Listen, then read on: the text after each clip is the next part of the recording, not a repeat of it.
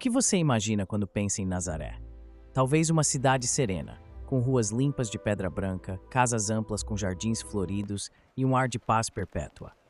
Talvez você imagine aldeões sorridentes, caminhando devagar, crianças brincando perto de uma fonte, o sol dourado de uma tarde tranquila. É assim que os filmes mostraram por décadas. É assim que os cartões postais e as pinturas renascentistas registraram na memória coletiva da humanidade. Mas a arqueologia não mente. E o que ela encontrou nas colinas da Galileia, o que ela desenterrou literalmente centímetro por centímetro nas últimas décadas, não tem nada a ver com essa imagem suavizada. O que ela revelou é muito mais fascinante, muito mais áspero, muito mais real do que qualquer pintura poderia capturar. Imagine agora, você está de pé numa viela estreita. O chão sob os seus pés não é pedra lisa, é terra batida, com irregularidades e pedras soltas que fazem você ajustar o passo a cada metro. O cheiro que chega primeiro é de fumaça de madeira queimando, misturada com o odor pungente de animais, burros, cabras, galinhas, que vivem no piso térreo das casas ao seu redor. É início de manhã, mas o sol já aquece com intensidade surpreendente.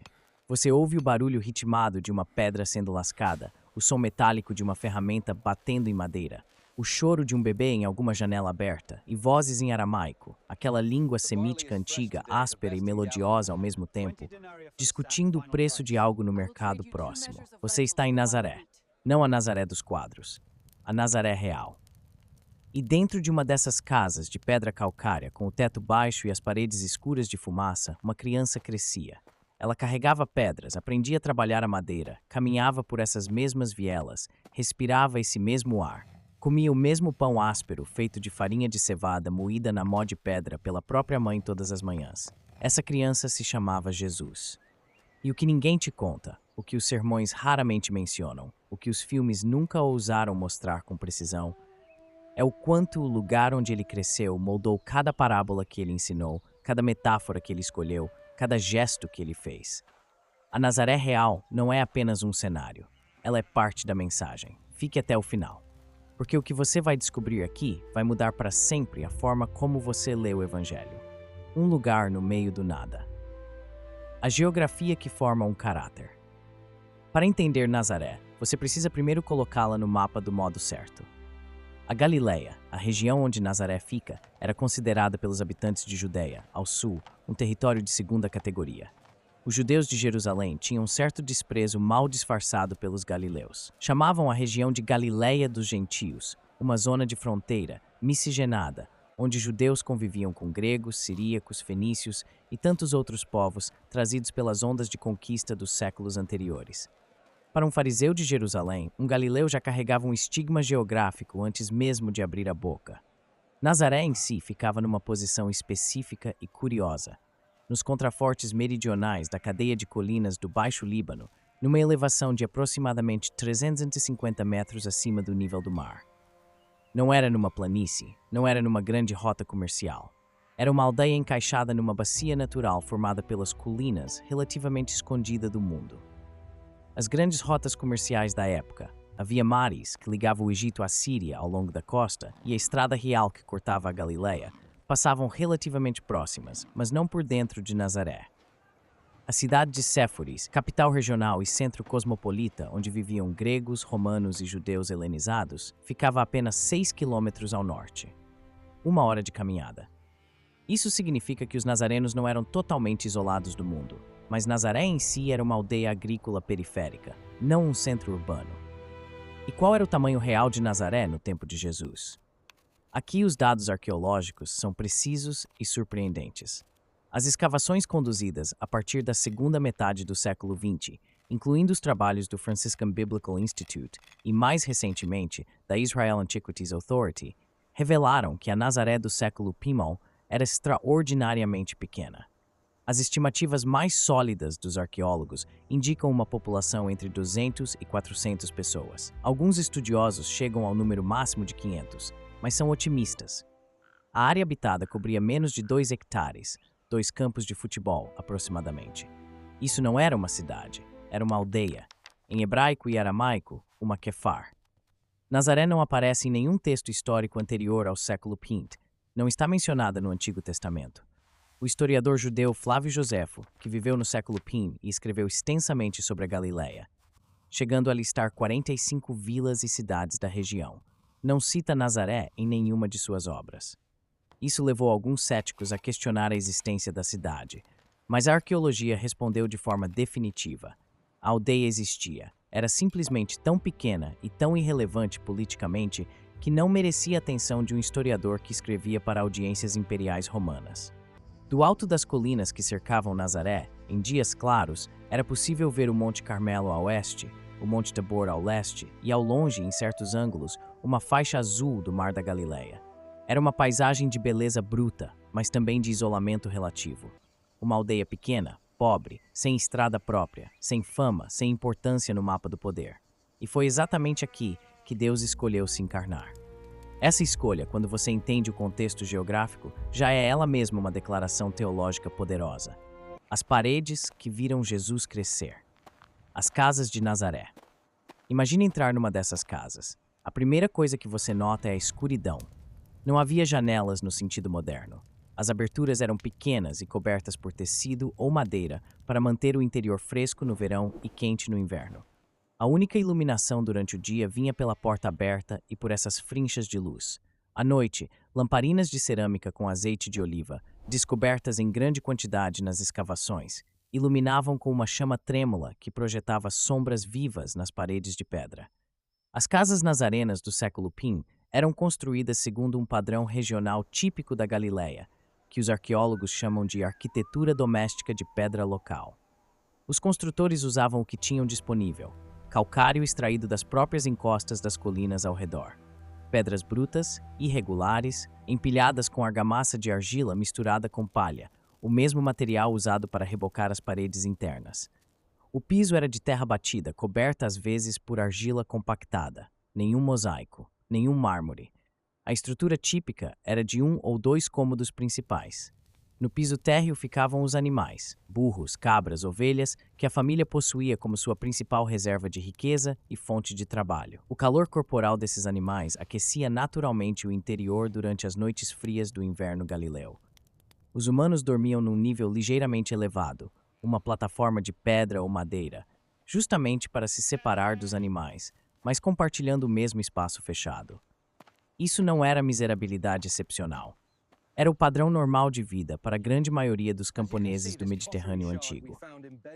As escavações em Nazaré, particularmente as realizadas pela arqueóloga Yardena Alexandre a partir de 2009 na área do Lar de Jesus, como ficou conhecido nas manchetes internacionais, revelaram estruturas típicas do século I. Um celeiro esculpido na rocha, silos de armazenamento de grãos, cisterna de água e os restos de uma habitação de pedra calcária. Essa não é necessariamente a casa onde Jesus viveu. Os arqueólogos são cuidadosos com essas afirmações. Mas é representativa exatamente do tipo de que ele conhecia. Havia um elemento fundamental em todas as casas: a cisterna. A água era coletada durante as chuvas de inverno e armazenada em cisternas esculpidas na rocha viva sob as casas. Em Nazaré havia também uma fonte natural, a chamada Fonte de Maria, ou Ein Mariam, que ainda existe hoje, embora coberta por uma estrutura moderna. Era a fonte principal da aldeia. Toda manhã, as mulheres e as crianças faziam a caminhada até a fonte com jarros de terracota nas cabeças para trazer a água do dia. O telhado era plano, feito de traves de madeira cobertas por galhos, barro e palha compactada. Era o segundo andar funcional da casa. De dia servia para secar figos, tâmaras e outros alimentos, para estender tecidos e lã, para trabalhos artesanais. À noite, no verão quente, frequentemente a família subia para dormir no telhado, aproveitando a brisa noturna. Jesus certamente dormiu sob as estrelas abertas da Galileia inúmeras vezes assim. Quando ele contou a parábola do homem que foi até o amigo de madrugada pedir pão, e o amigo respondeu que sua família já estava toda deitada, essa imagem não era poética, era literal. A família inteira dormia junta, num espaço único, numa cama coletiva. Acordar significava potencialmente acordar todos. O ritmo do dia. Como um nazareno vivia as horas. O dia em Nazaré começava antes do amanhecer. Não porque as pessoas fossem extraordinariamente disciplinadas, mas porque a lógica do sol e do fogo assim exigia. O fogo do lar era aceso, ou reacendido com brasas guardadas da noite anterior, pois fósforos não existiam e acender fogo era trabalhoso. E o primeiro trabalho feminino do dia começava: moer o grão. A mó de pedra, duas pedras circulares de basalto, a de cima girando sobre a de baixo, era o instrumento central da cozinha nazarena. A farinha produzida era grossa, áspera. Em geral de cevada, não de trigo. O trigo era mais caro, mais raro. A cevada era o grão do povo comum. Com essa farinha e água, amassava-se a massa do pão, achatada em forma de disco, assada sobre pedras quentes ou numa tigela de barro sobre o fogo. Era o pão de cada dia, literalmente o alimento básico, a base calórica de toda a alimentação. Paralelo a isso, os homens se preparavam para o trabalho. Não havia separação clara entre ir ao trabalho e estar em casa, porque o trabalho artesanal muitas vezes acontecia no pátio da própria casa ou numa pequena oficina anexa. Para os agricultores, que eram a maioria em Nazaré, o trabalho dependia da estação. No inverno, o plantio; na primavera, a colheita da cevada; no verão, a colheita do trigo e a vindima das uvas; no outono, a colheita das azeitonas. A dieta nazarena era simples, mas nutritivamente funcional. Pão de cevada era a base. Azeite de oliva, produzido localmente, pois oliveiras cresciam nas encostas ao redor, era o condimento universal, usado para cozinhar, para iluminar, para untar a pele, para curar feridas. Legumes secos, especialmente lentilhas e favas, eram a principal fonte de proteína. Figos e tâmaras eram as frutas mais comuns. Peixe seco ou salgado do mar da Galileia, a poucos quilômetros de distância, aparecia com alguma frequência. Carne de animais como carneiros ou bodes era rara, reservada para festas e celebrações religiosas. O vinho era onipresente, não como bebida de luxo, mas como líquido seguro para beber quando a água podia estar contaminada. Diluído em água na proporção de 1:2 ou 1:3, era consumido por adultos e crianças. Quando Jesus usou o vinho como metáfora e símbolo, todo adulto nazareno sabia exatamente do que ele falava. Era parte da vida diária, tão comum quanto o pão. Ao meio-dia, quando o sol da Galileia atingia seu pico e o calor tornava o trabalho ao ar livre insuportável, havia uma pausa. As pessoas se reuniam à sombra, comiam algo simples, pão com azeite, azeitonas, talvez um punhado de figos secos. Era o descanso do meio-dia, uma pausa cultural mediterrânea que ainda existe em formas modificadas naquela região. O trabalho recomeçava no fim da tarde, quando o sol começava a declinar.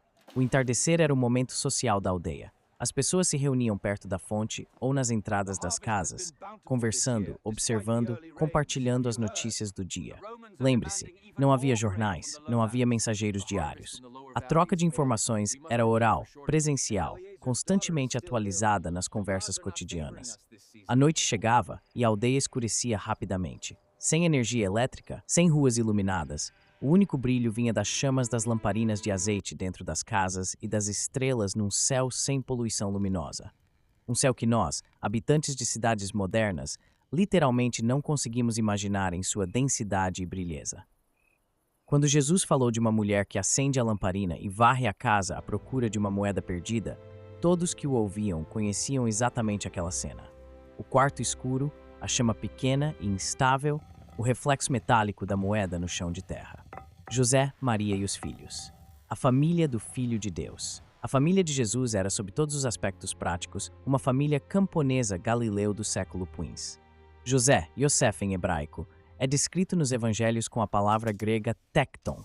Essa palavra foi traduzida ao longo dos séculos como carpinteiro, mas os estudiosos modernos, incluindo John Dominic Crossan, Richard Horsley e N.T. Wright, argumentam que tekton tinha um significado muito mais amplo.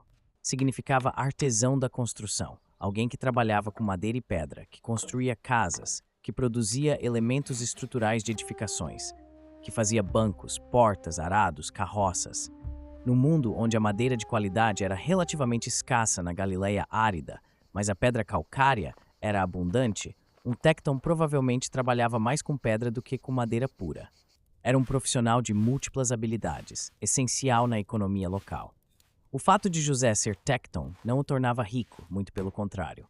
Na escala social da Galileia do século I, o tekton ficava ligeiramente acima do mero lavrador sem terra, mas ainda bem abaixo dos comerciantes, dos escribas, dos sacerdotes e infinitamente abaixo da aristocracia herodiana e da elite romana. Era trabalhador manual. Suas mãos carregavam calos, Seu corpo doía ao fim de cada dia. E Jesus, como filho de Tecton, aprendia o ofício do pai. Isso era absolutamente normal e esperado na sociedade do século P. As profissões passavam de pai para filho de modo tão automático quanto hoje passam os sobrenomes. Marcos 6,3 chama Jesus explicitamente de o Tecton, não apenas de filho do Tecton, mas ele mesmo o artesão. Isso significa que Jesus passou anos, provavelmente a maior parte dos seus 20 e poucos anos de vida, trabalhando com as mãos. Levantando pedras, encaixando vigas, aplainando madeira. Suas mãos, antes de abençoarem os enfermos, haviam estado cobertas de serragem e poeira de calcário. Quando ele ensinou que ninguém deve construir uma torre sem primeiro sentar e calcular o custo para ver se tem o suficiente para terminá-la, essa não era uma metáfora vaga. Era um conhecimento técnico e prático. Ele havia calculado custos de obras, havia visto projetos mal planejados. Maria, Miriam em hebraico, um nome extremamente comum na Galileia do século P, carregado de ressonâncias com a profetisa Miriam do Êxodo, era provavelmente muito jovem quando se casou.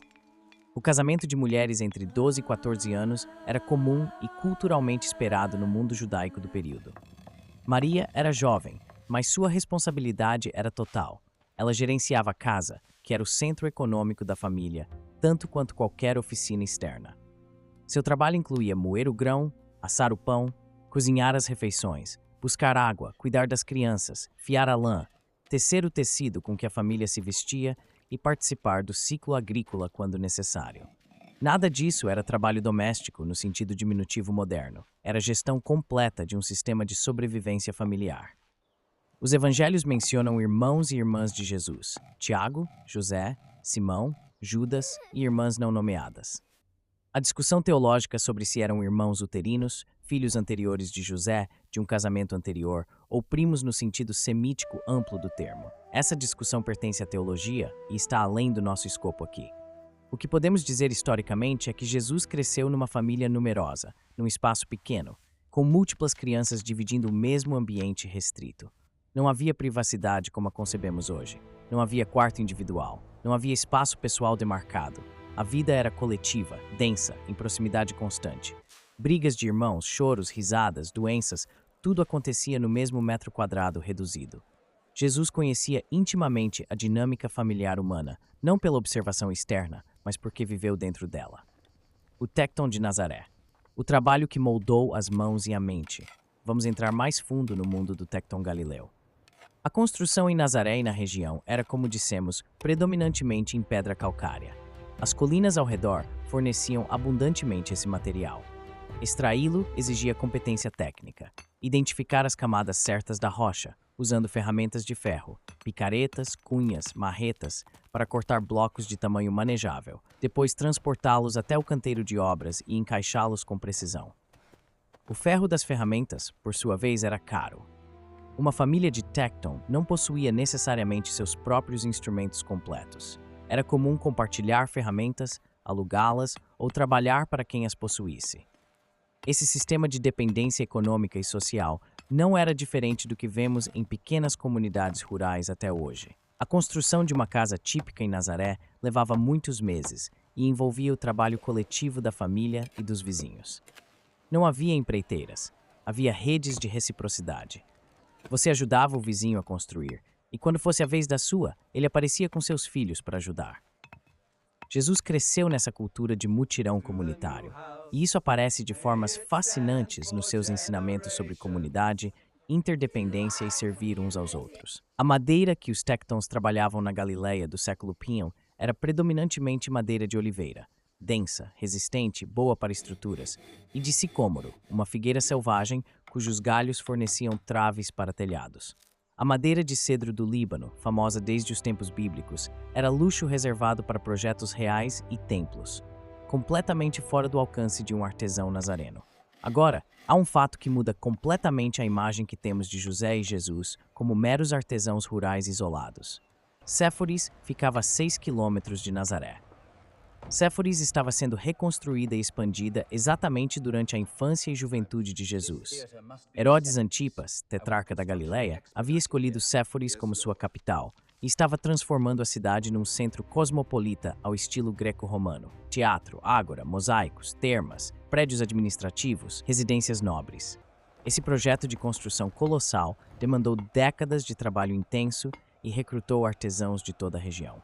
A hipótese, desenvolvida pelo estudioso Richard Beatty nos anos 1990 e aceita por muitos arqueólogos, é que José e Jesus provavelmente trabalharam em Séforis em algum momento. A demanda por tectons habilitados era enorme e Nazaré estava a 1 hora de caminhada. Se essa hipótese estiver correta, e há boas razões para aceitá-la, Jesus não apenas conhecia o mundo rural da pequena aldeia. Ele teria observado, no canteiro de obras de Séforis, a elite romana e herodiana. Teria visto mosaicos representando cenas mitológicas gregas. Teria ouvido o grego falado fluentemente, além do aramaico, que era sua língua materna, e do hebraico, que aprendia na sinagoga. Teria entendido de dentro como funcionava a hierarquia do poder, o que o poder exigia do trabalho comum, e como os trabalhos manuais eram vistos e esquemavam. Essa exposição ao mundo de Séforis, sem nunca pertencer a ele, pode explicar muito sobre a acuidade política dos ensinamentos de Jesus e sua capacidade de se comunicar com pessoas de contextos muito diferentes. O peso dos impostos, a vida sob Roma e Herodes. Para entender Nazaré nos tempos de Jesus, você precisa entender uma palavra que definia a vida de todo camponês galileu: opressão econômica. O sistema tributário que pesava sobre as famílias nazarenas era múltiplo e cumulativo. Havia o imposto ao Templo de Jerusalém, o tributo de meio ciclo por adulto masculino, pago anualmente, exigido pela lei judaica. Havia os impostos às autoridades herodianas, impostos sobre terras, sobre colheitas, sobre produtos vendidos no mercado. E havia o imposto romano, o tributum, que incluía imposto per capita e impostos sobre propriedade. Os historiadores econômicos do mundo antigo, como Cassie Hanson e Douglas Oakman, calcularam que a carga tributária total sobre um camponês galileu do século PIN podia chegar a 35% ou até 40% de toda a produção anual da família. Em anos de boa colheita, isso era sufocante, mas sobrevivível. Em anos de seca ou praga, que aconteciam com terrível regularidade, esse percentual enviava famílias inteiras para a dívida. E a dívida, no século I, tinha consequências devastadoras. Um camponês que não pagasse suas dívidas podia perder sua terra. E sem terra, o único ativo real de uma família rural, a descida social era vertiginosa. De pequeno proprietário para arrendatário, de arrendatário para trabalhador diarista, de trabalhador diarista para mendigo ou escravo por dívida. Os coletores de impostos, os publicanos, eram figuras profundamente odiadas na Galileia. Não apenas porque cobravam, mas porque o sistema os incentivava a cobrar mais do que o devido e ficar com a diferença. Eles eram judeus a serviço do poder romano ou herodiano, considerados traidores de seu próprio povo. Quando Jesus chamou Mateus, um coletor de impostos, para ser seu discípulo, e quando aceitou jantar na casa de Zaqueu em Jericó, o escândalo que isso causou era visceral. Não era abstrato. Era como convidar para sua mesa alguém que havia ajudado a tomar a terra do seu pai. É impossível ler as parábolas de Jesus sem esse contexto econômico. O trabalhador que recebe um denário por um dia de trabalho na vinha, esse era o salário mínimo real de um trabalhador diarista. O filho pródigo que gastou tudo e acabou cuidando de porcos, esse era o horror real do endividamento, da perda da terra familiar e da degradação social que se seguia. O administrador que deve 10.000 talentos, uma soma absurda, inimaginável, propositalmente ridícula. Era a hipérbole que Jesus usava precisamente porque o endividamento dos pequenos para com os grandes era a realidade que todos conheciam, ampliada ao máximo para gerar impacto dramático. Nazaré vivia dentro desse sistema. Cada família nazarena calculava constantemente quanto havia guardado, quanto devia, quanto as próximas chuvas precisariam ser para salvar a colheita e garantir o pagamento dos impostos. A ansiedade econômica era o pano de fundo permanente da vida, como o barulho baixo e constante de algo que você aprende a ignorar, mas nunca desaparece. E nesse contexto, a oração que Jesus ensinou, o pão nosso de cada dia nos dai hoje, não era uma petição espiritual vaga. Era uma oração de sobrevivência. Era o grito de pessoas que não tinham certeza de que haveriam de comer amanhã. A sinagoga, o coração intelectual e espiritual de Nazaré. Em toda a aldeia judaica do século I, com pelo menos 10 homens adultos, havia uma sinagoga. Nazaré certamente a tinha. A sinagoga não era o que muitas pessoas imaginam. Não era o templo de Jerusalém em miniatura. O templo era único, sagrado, o único lugar onde os sacrifícios podiam ser realizados. A sinagoga era outra coisa completamente. Era escola, biblioteca, sala de reuniões, tribunal comunitário e centro de formação espiritual ao mesmo tempo. Era a instituição que havia salvado o judaísmo do desaparecimento durante o exílio babilônico, quando o templo havia sido destruído, e que continuava sendo o coração pulsante das comunidades judaicas da diáspora e da terra de Israel. Toda sexta-feira ao entardecer, quando o Shabat começava com o pôr do sol, as atividades de trabalho cessavam imediatamente. A luz das velas era acesa pelas mulheres da casa. A família se reunia. No sábado, os homens iam à sinagoga para a leitura da Torá. A leitura da Torá era uma experiência pública, participativa, central na vida de todo menino judaico. A Torá, os 5 livros de Moisés, o Pentateuco, era dividida em seções chamadas Parashá, lidas semanalmente ao longo do ano. Além da Torá, os profetas, o Neviim, eram lidos em seções chamadas Haftará. Essas leituras eram feitas em hebraico, mas como o hebraico já não era a língua cotidiana na Galileia do século I c, onde se falava aramaico, havia frequentemente um intérprete que traduzia e parafraseava os textos para o povo.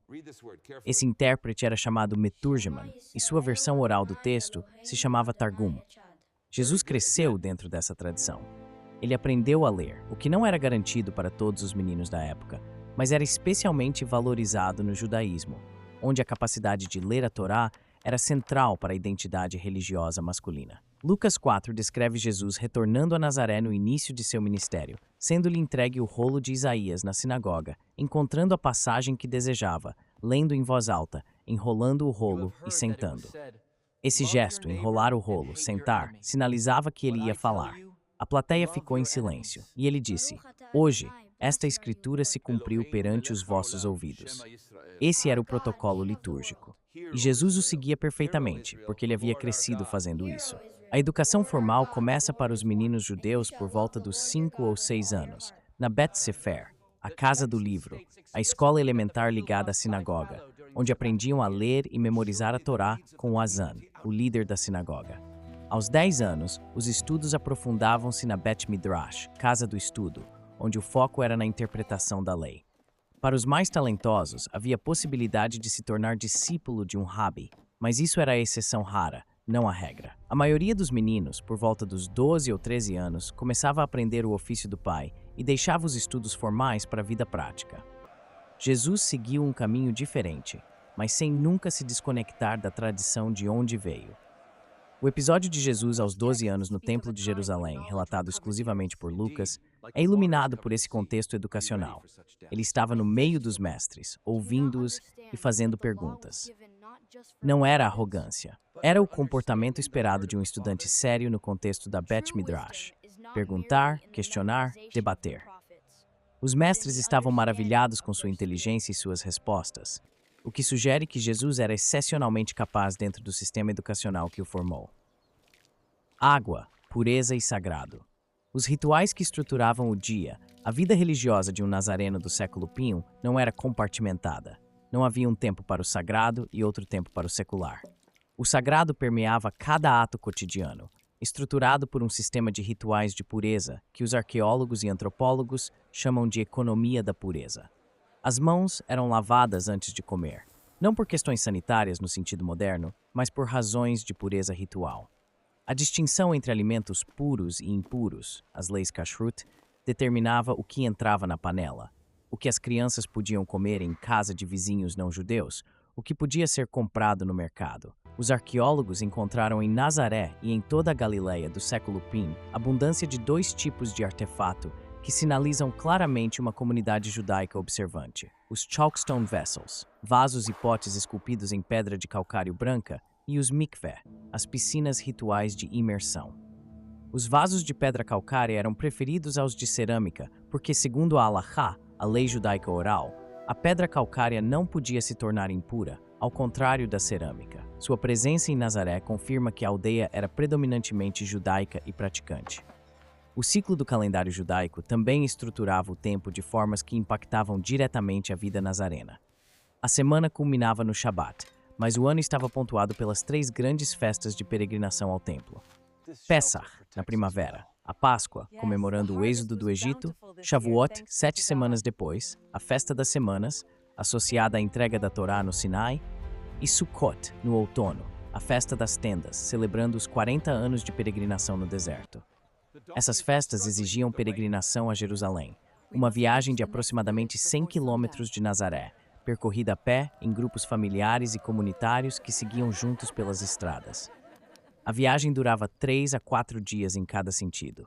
Famílias inteiras de Nazaré partiam juntas, acampavam ao longo do caminho, cantavam os salmos de subida, os famosos Salmos 120 a 134, compostos especificamente para essa peregrinação. E chegavam a Jerusalém com o coração acelerado pelo impacto visual e espiritual da cidade e do templo. Quando Lucas descreve a família de Jesus fazendo essa peregrinação anual, e quando Jesus se perde no meio do grupo de peregrinos e os pais só percebem depois de um dia de caminhada, isso faz sentido perfeito dentro desse contexto. Os grupos de peregrinos eram grandes, as crianças circulavam livremente entre os adultos conhecidos, e era perfeitamente possível supor que uma criança estava com outros parentes por horas sem que ninguém se alarmasse. Água e vinho, campos e pescadores. O mundo que formou as metáforas. Uma das coisas mais reveladoras que a arqueologia e a história fazem pelos evangelhos é mostrar que as metáforas de Jesus não eram escolhas literárias abstratas. Eram o vocabulário visual e sensorial do mundo que ele habitava. Pense nas parábolas. O semeador que lança sementes. Algumas caem na beira do caminho, outras em pedra, outras entre espinhos, outras em boa terra.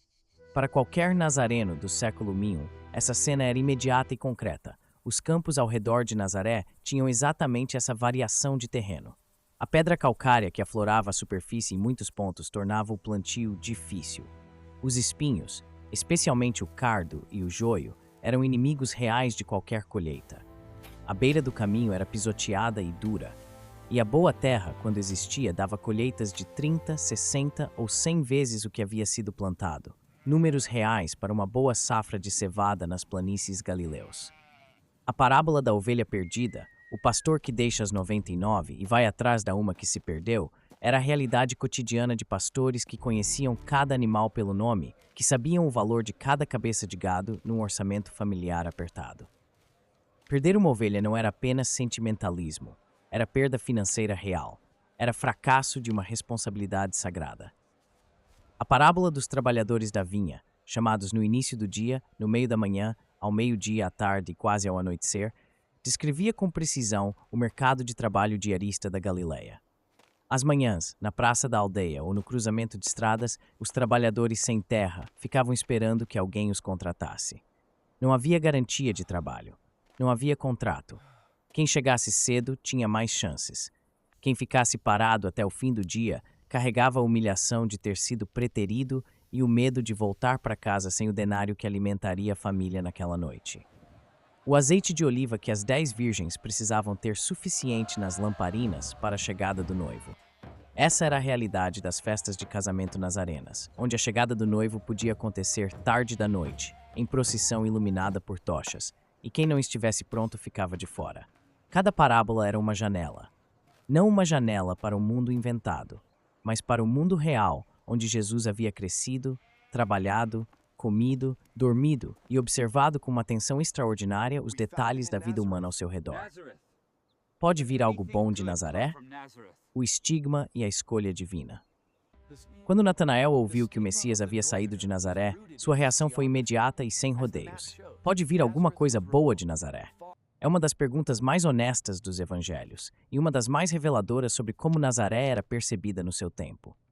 O desprezo de Natanael não era pessoal, era geográfico. Nazaré não estava nas Escrituras, não tinha história sagrada ligada a ela. Não havia profecia que apontasse para Nazaré. Não havia rei, profeta ou patriarca sepultado ali. Era simplesmente uma aldeia desconhecida numa região desprezada por judeus do sul. Mas o desprezo ia além da falta de prestígio religioso. Havia também uma dimensão étnica. Galileia dos gentios, a expressão usada em Isaías 9:1 e citada em Mateus 4:15, refletia a realidade histórica de que a região havia sido colonizada por povos não israelitas depois das conquistas assírias do século VIII. E mesmo depois do retorno dos judeus, a população da Galileia era mais miscigenada do que a de Judeia. Um galileu era mais provavelmente descendente de uma mistura étnica complexa do que um judeu puro da linhagem de Abraão, Isaque e Jacó. Para o fariseu de Jerusalém, isso era motivo de suspeita. Para o saduceu da aristocracia sacerdotal, era motivo de desdém. Para os romanos, naturalmente, galileus eram simplesmente provincianos. E o acento traía. O aramaico galileu tinha características fonéticas diferentes do aramaico judaico. Os galileus tendiam a pronunciar as guturais de forma diferente, confundindo certas consoantes, misturando sons que os judeus do sul distinguiam claramente. Foi exatamente esse sotaque que denunciou Pedro no pátio do sumo sacerdote, na noite da prisão de Jesus. Certamente és um deles, pois o teu sotaque te denuncia. Pedro era galileu, Jesus era galileu. Todos os 12 eram galileus, com exceção provável de Judas Iscariotes, cujo epíteto sugere origem em Iscarioth, uma cidade de Judeia. O Messias dos galileus. O Salvador que veio do lugar de onde nada de bom podia vir. A inversão não era acidental. Era a declaração mais radical imaginável sobre onde Deus escolhe se manifestar. Não nos centros do poder, não nas cidades sagradas, não nos palácios e templos, mas numa aldeia esquecida, onde 200 camponeses viviam, trabalhavam e morriam sem que ninguém soubesse seus nomes. Deus escolheu as coisas loucas do mundo para confundir os sábios. Deus escolheu as coisas fracas do mundo para confundir as fortes, escreveria Paulo anos depois. Nazaré era a prova geográfica dessa lógica divina. O que Jesus via, ouvia e cheirava em Nazaré? Vamos por um momento fechar os olhos. Ou melhor, abri-los de uma nova forma. Do topo das colinas que cercavam Nazaré, Jesus via a planície de Jezreel se estendendo ao sul, o celeiro da Galileia, uma das terras mais férteis do Mediterrâneo antigo, com seus campos de trigo e cevada ondulando ao vento no verão, as aldeias pontuadas pelas copas escuras dos oliveirais. Via o Monte Carmelo ao oeste, coberto de vegetação densa, o lugar onde Elias havia confrontado os profetas de Baal. Via, ao longe, no tempo claro, a linha azul das colinas além do Vale do Jordão. Via também na colina oposta, Séforis, os trabalhadores de pedra, as andaimes de madeira, o movimento constante de uma cidade em construção, os romanos e herodeus a cavalo pelas estradas principais, os mercadores com seus carregamentos. Ouvia. O barulho do vento nessas colinas era constante, a brisa do Mediterrâneo que subia dos vales, o balido das ovelhas e cabras nos campos, o canto dos pássaros. Israel é ainda hoje um dos principais corredores de migração de aves do mundo, e na Galileia do século I, sem pesticidas ou destruição de habitat, a quantidade e variedade de pássaros deve ter sido extraordinária. Quando Jesus falou dos pássaros do céu que não semeiam nem colhem, e mesmo assim o Pai Celestial os alimenta, ele estava olhando para aves reais sobre campos reais. Ouvia o barulho do trabalho, o golpe ritmado do martelo sobre a pedra, o ranger das rodas de madeira de uma carroça no caminho pedregoso, as vozes em aramaico das discussões do mercado. Cheirava. O azeite queimando nas lamparinas. Um cheiro particular, levemente amargo e quente. O pão assando nas pedras quentes da manhã. O odor forte dos animais domésticos. O perfume intenso do tomilho e do hisopo que cresciam espontaneamente nas encostas. As flores de laranjeira que perfumavam o ar na primavera. E o cheiro específico da pedra calcária aquecida pelo sol da tarde. Um cheiro seco, mineral, quente, que qualquer pessoa que já esteve nas colinas da Galileia ou da Judéia reconhece imediatamente. Tocava. Madeira áspera que precisava ser lixada com pedra pomes, pedra fria da parede ao acordar de manhã, a textura rugosa do pão de cevada, a superfície quente e oleosa das azeitonas recém-colhidas, a lã bruta antes de ser fiada, a argila úmida quando a chuva fazia lamaçal nas ruas de terra.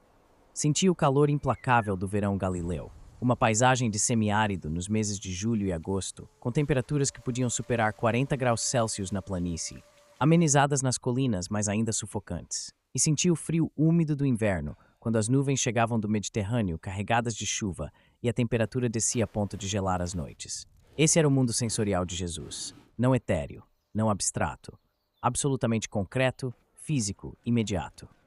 A encruzilhada do mundo, Nazaré entre culturas. Um aspecto frequentemente esquecido de Nazaré é sua posição cultural, apesar de seu isolamento político. Havia mares, a Via do Mar, uma das grandes rotas comerciais da antiguidade, passava a menos de 20 quilômetros de Nazaré, cortando a planície de Jezreel. Por essa estrada passavam caravanas do Egito para a Síria, mercadores gregos e fenícios, soldados romanos em marcha, peregrinos de toda a diáspora judaica, da Babilônia, de Alexandria, de Roma, do mundo inteiro. Séforis captava muito desse trânsito. Isso significa que Nazaré, embora pequena e relativamente isolada, não estava num vácuo cultural. Os nazarenos sabiam o que acontecia no mundo. Eles viam soldados romanos passar pela estrada próxima. Eles ouviam histórias dos comerciantes que chegavam ao mercado semanal. Eles conheciam, pelo menos de ouvir falar, as realidades do Egito, de Roma, do Templo em Jerusalém, das guerras e revoluções que pulsavam no mundo em volta.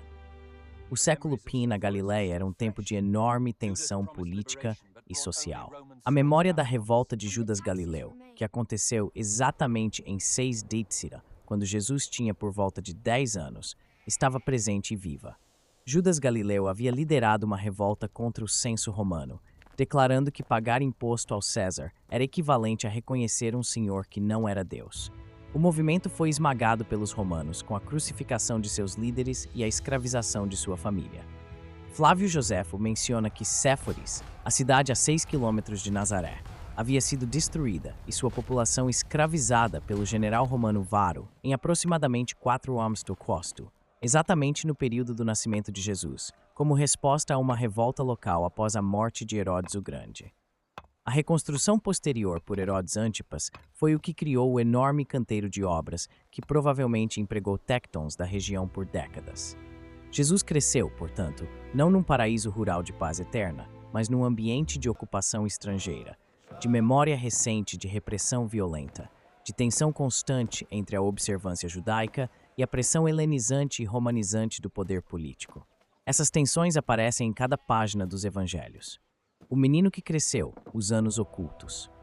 Os evangelhos são notoriamente silenciosos sobre a maior parte da vida de Jesus. Lucas nos dá um fragmento sobre os 12 anos e depois salta direto para o batismo, quando Jesus tinha aproximadamente 30 anos, 18 anos de silêncio. Os cristãos chamam esse período de os anos ocultos, ou a vida escondida. A tradição espiritual cristã, especialmente contemplativa, viu nesse silêncio um significado profundo. O Filho de Deus escolheu passar a maioria de sua vida na obscuridade comum, no trabalho ordinário, na família humana, no ritmo sem drama do cotidiano nazareno. Mas o que estava acontecendo durante esses anos não era vazio. Era formação. A mente que produziria o Sermão da Montanha estava sendo formada.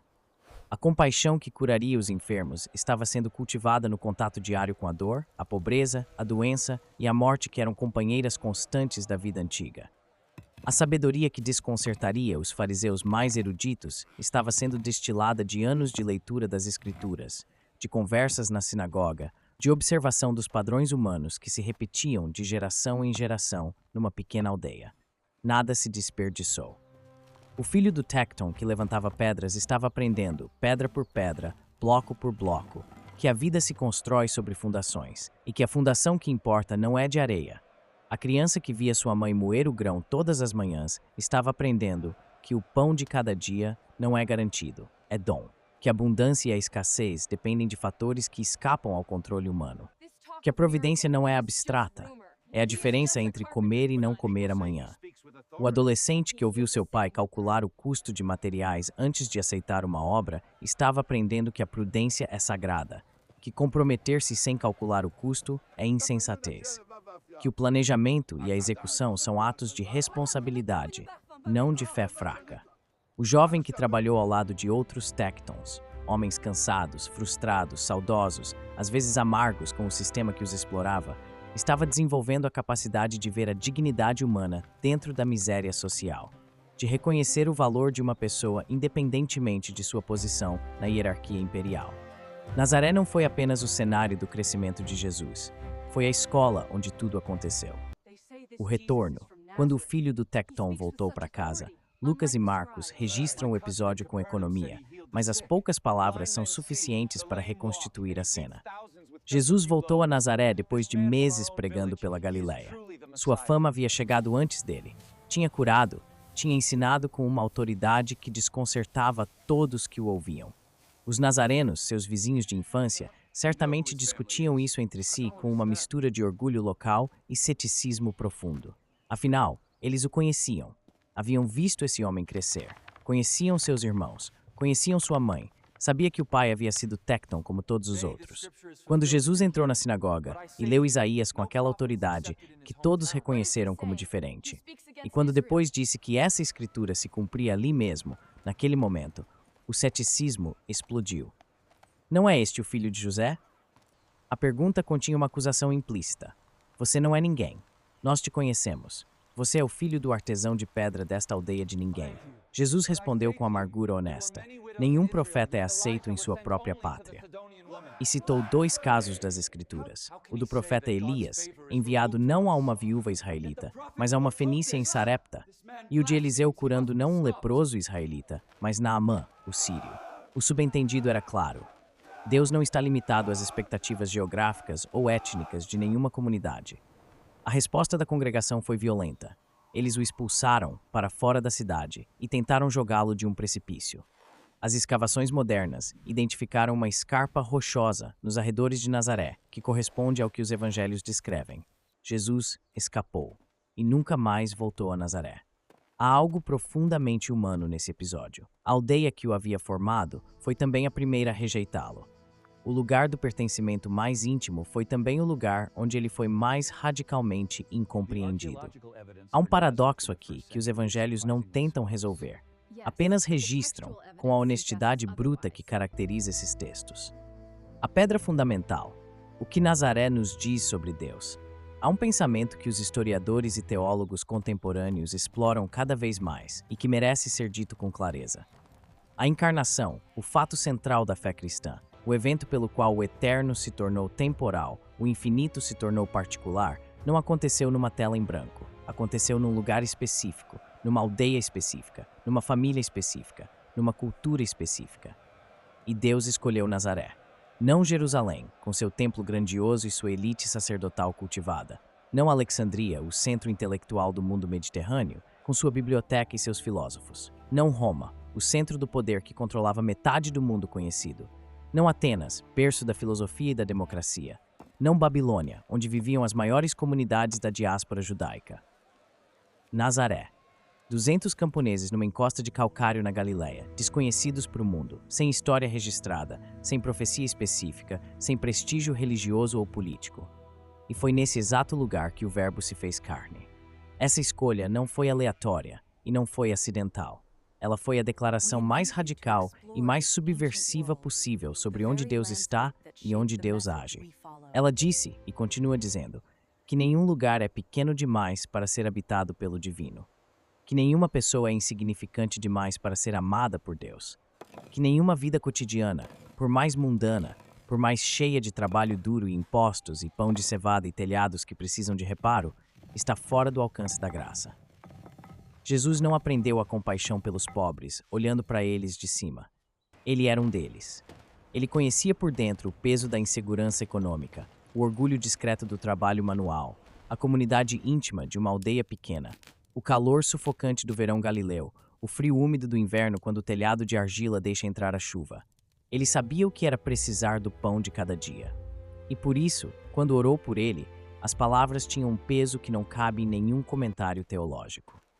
E então chegamos ao fim dessa jornada por Nazaré. Não a Nazaré dos cartões postais e das pinturas renascentistas, mas a Nazaré real, a aldeia de pedra calcária e terra batida. A aldeia dos 200 camponeses que pagavam impostos romanos e herodianos, que moíam cevada antes do amanhecer, que dormiam ao lado dos seus animais nas noites frias, que construíam casas uns para os outros e dividiam a água da única fonte. A aldeia onde Jesus cresceu. O que esse mergulho na história nos deixa? Deixa talvez uma fé mais sólida, paradoxalmente, não apesar dos detalhes concretos, mas por causa deles.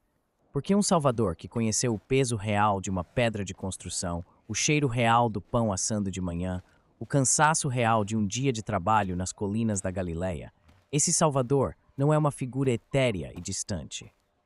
Ele é alguém que entende. Ele entende o cansaço. Ele entende a insegurança. Ele entende o que é ser de um lugar que ninguém leva a sério. Ele entende o que é trabalhar com as mãos e ser olhado por cima do ombro pelos que não trabalham. Ele entende o que é ser parte de uma família barulhenta e imperfeita num espaço pequeno.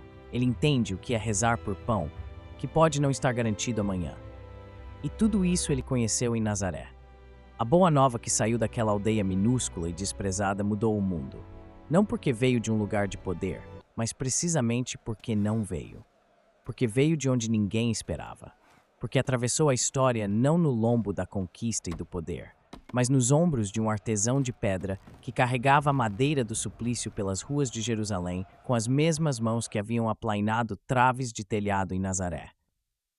Isso é o que ninguém te conta nos filmes. Isso é o que fica entre as linhas dos evangelhos, esperando ser lido com os olhos da história. Se este documentário tocou você de alguma forma, se ele mudou algo na sua forma de ler o evangelho, se abriu uma perspectiva nova, se fez você sentir de perto a realidade humana de Jesus, deixe isso nos comentários. Quero saber o que ficou com você. Qual detalhe te surpreendeu mais? Qual imagem você vai carregar agora quando ler as parábolas? E se você quer continuar nessa jornada, porque há muito mais para descobrir, muito mais para entender sobre o mundo que formou Jesus, seus discípulos, a igreja primitiva, clique em inscrever-se. Ative o sininho para não perder nenhum documentário. E compartilhe esse vídeo com alguém que você sabe que vai amar esse mergulho na história bíblica. Porque conhecer a Terra é uma forma de conhecer o texto. E conhecer o texto é uma forma de conhecer aquele que é o caminho, a verdade e a vida. Até a próxima!